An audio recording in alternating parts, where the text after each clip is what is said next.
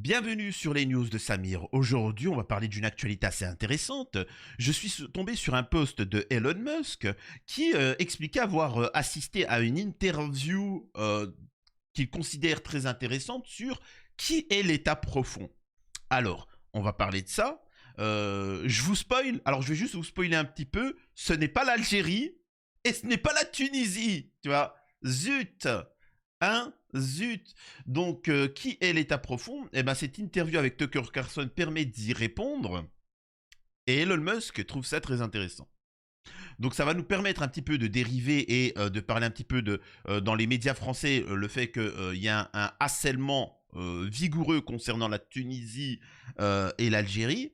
On nous explique que Assad serait proche de l'Algérie et de la Tunisie, et ainsi de suite. Donc on voit un petit peu le narratif de l'État profond, où c'est qu'il veut en venir. Nous aurons aussi l'intervention d'Amisraël qui réagit à la situation en Syrie et explique que c'est une grande bénédiction de Machiar, le fait que Assad est tombé et que la Syrie est tombée, car depuis 50 ans, comme l'Irak, comme les pays qui étaient voisins, ça représentait un danger pour Amisraël et le grand Amisraël, et que maintenant qu'ils sont tombés et que les islamos banlieusards, etc., qui sont des alliés d'Amisraël, et ben maintenant, ils sont en sécurité et ils vont pouvoir grandir comme ils veulent. Ce qui est un peu problématique en France, car on nous explique dans le narratif des pro-palestiniens que c'est une bénédiction la fin de Assad. Voilà. Bien que ça va amener à la perte du Liban immédiatement, le Liban et la Syrie, et ainsi de suite.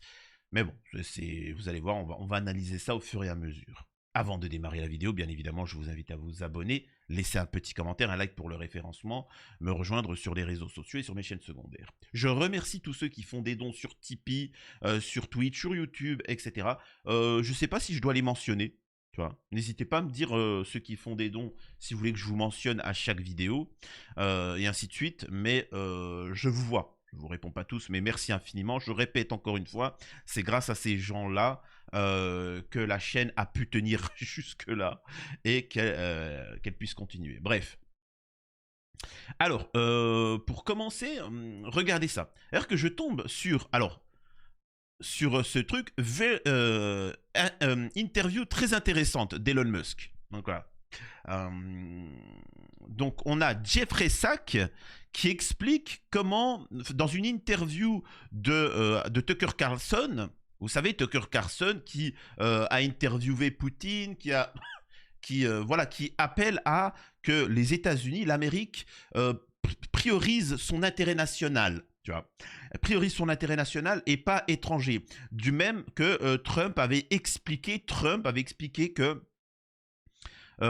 il était étrange que l'État profond est l'État profond, dont l'interview très intéressante permet d'y répondre, nous a amené, nous, Américains, à entrer en ère dans tout le Moyen-Orient, dans le monde, à éliminer des êtres humains innocents par millions, hein, des Arabes, etc., perdre des sommes astronomiques d'argent, perdre des vies humaines, des vies américaines, tout ça non pas pour l'intérêt américain, mais pour l'intérêt de l'État profond. Trump explique que lui, il s'en fiche du reste du monde, il pense aux intérêts américains. Et donc, il lutte contre l'État profond et souhaite son propre intérêt. Il ne souhaite pas l'intérêt de la Belgique, il ne souhaite pas l'intérêt de la Russie, ni de la Tunisie, ni de la Palestine, ni d'Israël. Il souhaite l'intérêt des États-Unis et pense d'abord aux États-Unis. Et en ça, c'est problématique pour ceux qui sont assistés par les États-Unis. Ceux qui sont perfusés par les États-Unis, c'est problématique ce discours. Mais quelqu'un qui n'est pas dépendant des États-Unis, s'en balèque, tu vois, s'en fout. Tu vois, les Américains ont décidé de penser à eux-mêmes. Toi, dans ta vie, tu t'en fous. Par contre, si tu vis dans un pays où tous les mois, tu reçois une allocation de la part de certains pays, etc., et que tu vis gracieusement et gracieusement, hein, j'ai envie de te dire même, des aides d'autres personnes, si ces gens coupent les aides, tu seras en difficulté. Et il n'y a qu'un seul pays comme ça, tu vois, qu'un seul. Les. Donc, justement, c'est ce que disait Trump. Donc, voyons voir un petit peu l'interview en question. Alors, je vais prendre des passages qui sont traduits en français, parce que c'est assez long. Le changement de régime en Syrie, c'est quoi le grand ami Israël par rapport à la Chine? Alors, je prépare une vidéo sur la Chine et Am Israël. Hein, vous allez voir ce qu'il en est. Est-ce que Biden a tenté de saboter Trump, la campagne de Trump, etc. Bon, alors ça parle de tout ça. Ça parle des 2 tours, hein, des dossiers qui vont être déclassifiés, de Snowden, etc. Ça parle de l'état profond, et ainsi de suite. Donc on va écouter ça attentivement. Alors encore une fois, je suis désolé de faire des switches tout le temps, mais c'est pour les droits d'auteur. Hein. C'est juste pour les droits d'auteur, etc. On peut regarder. Une façon de comprendre ce qui s'est passé avec la Syrie, c'est repenser à une occasion vraiment remarquable quand Wesley Clark, le général qui dirigeait l'OTAN, je suis allé au Pentagone juste après le 11 septembre. Et il a montré un morceau de papier qui dit que nous allions avoir cette ère. Voilà. Alors, elle est connue cette vidéo. Hein. C'est-à-dire que nous avons des généraux américains qui expliquent qu'ils vont essayer de déstabiliser certains pays, etc. L'Irak, la Libye, etc. En fait, tous les pays anti-Am Israël. Pas anti-américains, anti-Am Israël.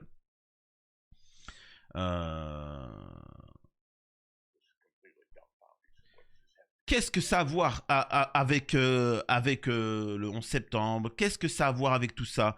On lui a dit que les néoconservateurs et les Am israéliens vont refaire le Moyen-Orient. Et les 7 pays figurant sur la liste sont très révélateurs. C'était le Liban, la Syrie, l'Irak, l'Iran, puis en Afrique, Libye, Somalie et le Soudan. Et 7 pays, nous sommes désormais en ère dans 6 d'entre eux. Et je veux dire, nous, les États-Unis, hein, au nom d'Am Israël, y compris en Syrie. Et donc, ce qui se passe en Syrie la semaine dernière était le point culminant d'un effort à long terme d'Am Israël. Remodeler le Moyen-Orient à son image.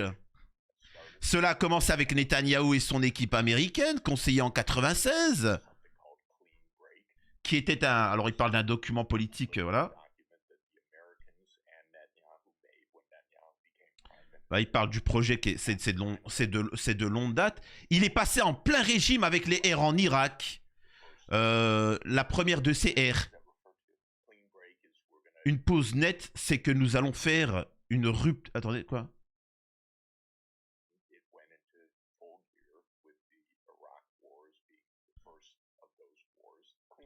Pause nette, ça fait référence à quoi? Nous allons faire une pause nette, rupture du Moyen-Orient.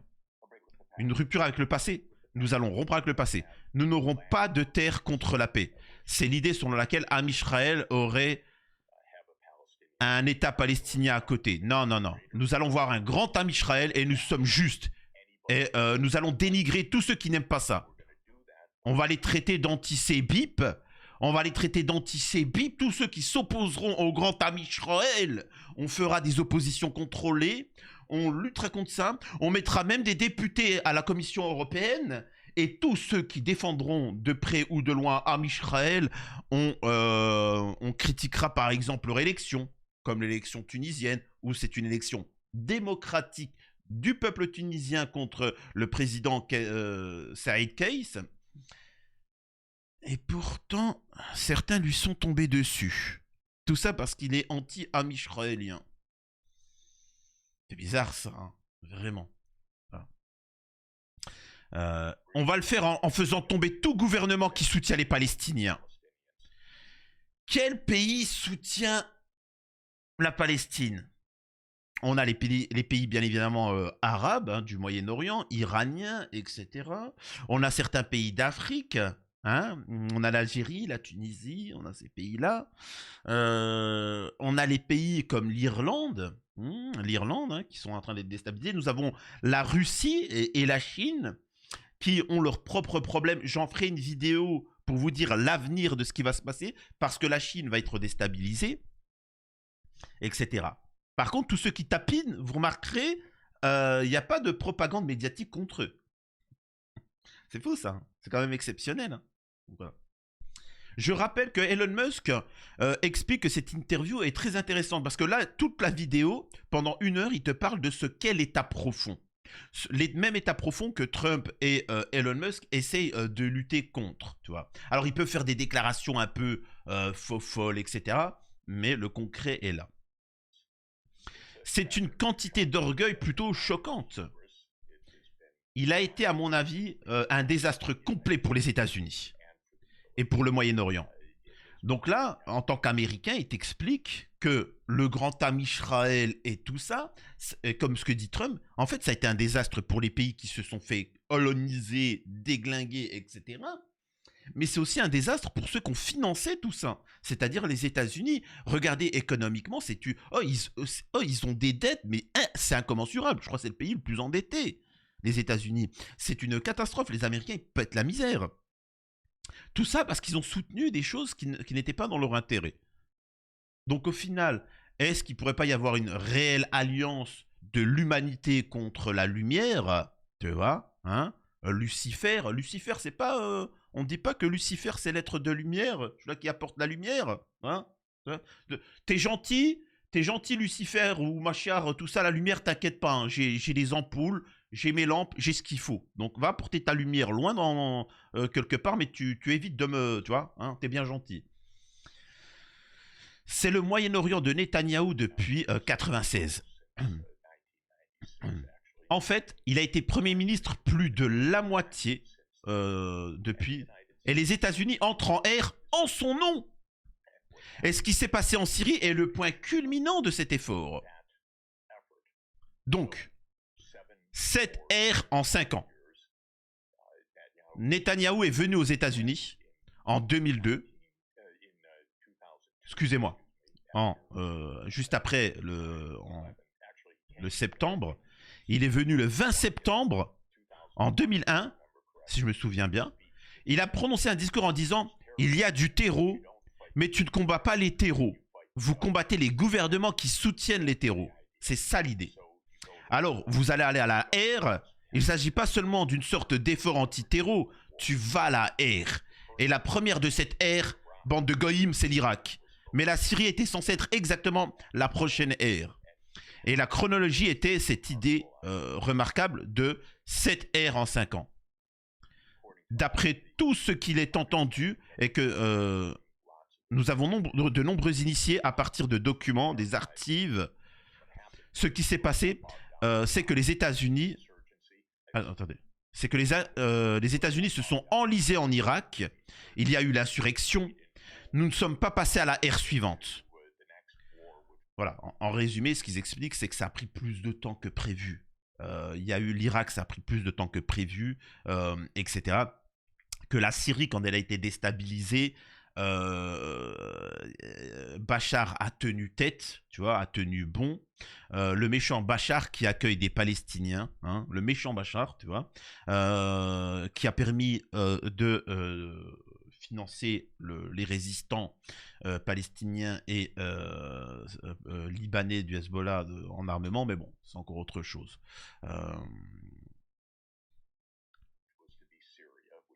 Ce qui devait se produire il y a déjà 20 ans, mais en 2011, ce qui est vraiment fait tomber Assad la semaine dernière a commencé sous Obama. Oui, et c'est intéressant. Peu importe qui est président, il s'agit d'une politique d'État profond à long terme. Obama a ordonné à la CIA de renverser Assad. Cela a donc commencé en 2011. Pourquoi Obama voudrait-il renverser Assad? Parce que Israël a dirigé la politique étrangère américaine depuis 30 ans. C'est comme ça que ça marche. Nous avons un lobby amisraélien. Nous avons cette stratégie de rupture nette. Nous avons un plan pour cette ère en 5 ans. Ce qui est intéressant, c'est qu'il réalise cette folie. Il n'explique rien au peuple. Ils ne le disent à personne. Mais vous pouvez regarder les étapes, tu vois. Nous avons eu 6 de cette ère. Là, il est en train de dire... Ne vous fiez pas à ceux qui portent un kéfier palestinien, je dis par tout hasard bien évidemment, ne vous fiez pas à ceux qui portent un kéfier palestinien ou qui envoient de l'aide humanitaire à la Palestine ou des choses comme ça. Regardez les actes. Regardez les actes.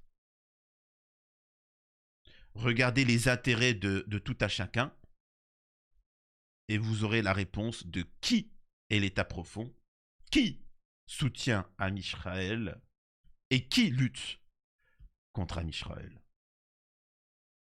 On continue. C'est bientôt fini. Hein. Il reste 1 minute. Le seul qui ne s'est pas produit à l'heure actuelle, c'est l'Iran. Et si tu regardes tous les jours maintenant, les terreaux, les grands médias font pression sur les États-Unis pour aller en ère avec l'Iran. Netanyahou pousse à faire la ère avec l'Iran. Des députés et les filles poussent à dénoncer le régime iranien. Ils essayent vraiment de faire un 7 sur 7. Mais Obama, vous savez, sans raison particulière, d'ailleurs, il a lancé 2 de cette ère sur la liste des 7. Il a lancé cette ère pour faire tomber le gouvernement libyen, Kadhafi, à l'automne. La guerre a commencé bien plus tôt en 2011. Avec lui et Hillary Clinton. Son secrétaire d'État a déclaré qu'Assad devait partir au printemps 2011. Et je me souviens m'être gratté la tête à ce moment-là en me disant, mais c'est intéressant. Comment vont-ils faire ça? Comment vont-ils faire passer la pilule? Non, ben rien, c'est passé comme ça, comme une lettre à la poste. Donc pour ceux qui se réjouissent de ce qui se passe en Syrie, ces printemps arabes, je pense que c'est bon pour Israël.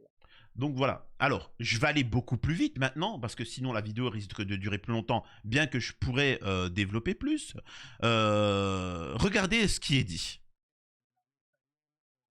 Oui, plus de 70% de l'armement lourd dont disposait l'armée syrienne, l'armée de Bachar el-Assad. Il n'en reste plus grand-chose donc maintenant, mais les frappes se poursuivent. Il y a manifestement encore d'autres cibles que Tsahal pourrait viser.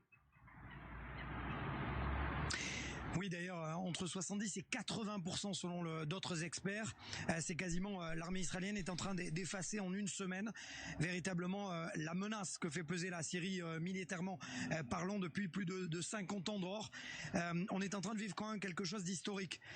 C'est quelque chose d'historique. Enfin, Amisraël a pu dégommer une nasse de 50 ans. Et vous n'avez pas l'impression d'avoir dit un peu trop vite, hein?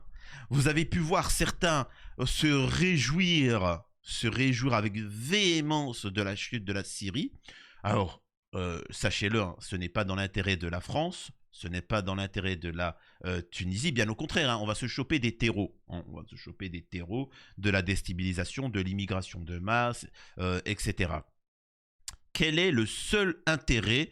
Qui a le seul intérêt à la déstabilisation du régime d'Assad? C'est Amisraël. Et donc, par conséquent, l'État profond, et donc par conséquent, tous ses agents. Les actes, s'il vous plaît, regardez uniquement les actes. Au même point, nous pouvons voir ici, tu ne comprends pas pourquoi ces articles tombent en Tunisie. L'embarrassant soutien à Bachar al-Assad. Le président tunisien avait renoué en 2023 avec le régime syrien dont il partageait le logiciel idéologique et la façon de diriger. Je vous le répète, tous ceux qui se ligueront contre l'État profond, contre l'État profond, enfin le système mondial, le nouvel ordre mondial, seront attaqués. Nous avons ici, pareil, hein, Gilles William Golnadel qui décide de se faire plaisir sur l'Algérie. C'est le même qui a fermé, qui s'est tué quand des gendarmes s'étaient fait vilipender en Amisraéli. Et là, il tombe sur l'Algérie pour Boualem Sansal.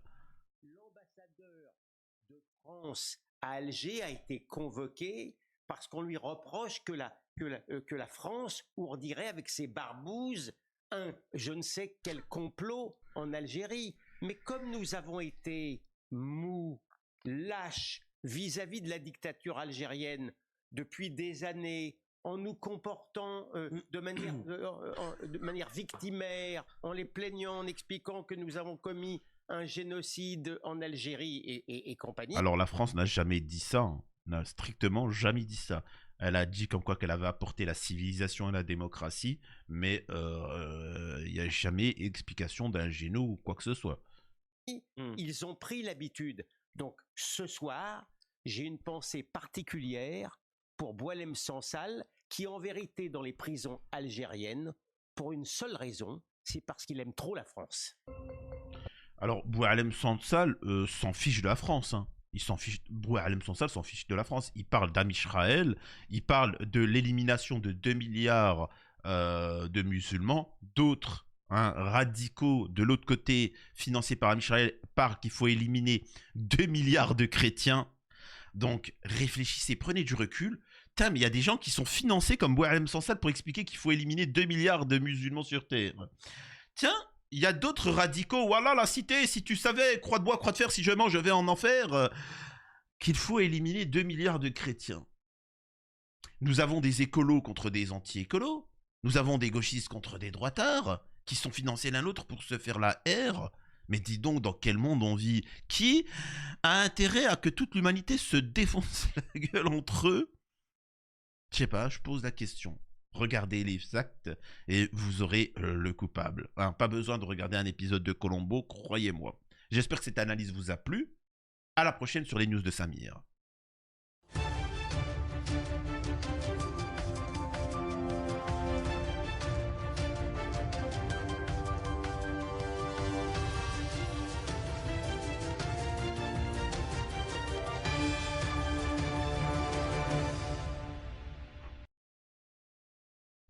C'est en train de me briser les noisettes, hein. À chaque fois que je tourne une vidéo, que je mets lecture pour enregistrer, j'ai mon nez qui veut éternuer. Mais tu sais, la sensation horrible quand t'as envie d'éternuer, mais que ça éternue pas, tu vois. Et ça, c'est un truc, ça provoque. Mon nez, il est... ne serait-il pas amisraélien? C'est bizarre quand même, tu vois. Depuis que j'ai eu un accident et que... il a été déformé, hein, vous pouvez le voir, mais me pose des questions quand même. Vous savez, c'est comme quand tu cherches... Tu sais, il y a un objet, tu le vois H24. Tu sais, c'est le truc, il apparaît devant toi, comme ça, tout le temps. Il se retrouve dans ta poche. Et quand tu le cherches, jamais tu le trouveras. Jamais tu le trouveras. C'est un truc de malade. C'est comme les chaussettes. Les chaussettes, c'est un truc, faudra m'expliquer ce mystère. Ne venez pas en commentaire me trouver des solutions. Il n'y a pas les chaussettes. T'as beau en acheter des dizaines de paires tous les mois. À la maison, il n'y en a plus. Ils disparaissent. Je sais pas c'est qui vole ces chaussettes, mais il y a un délire là-dessus. Je vous jure qu'il y a, je sais pas, il y a quelque chose.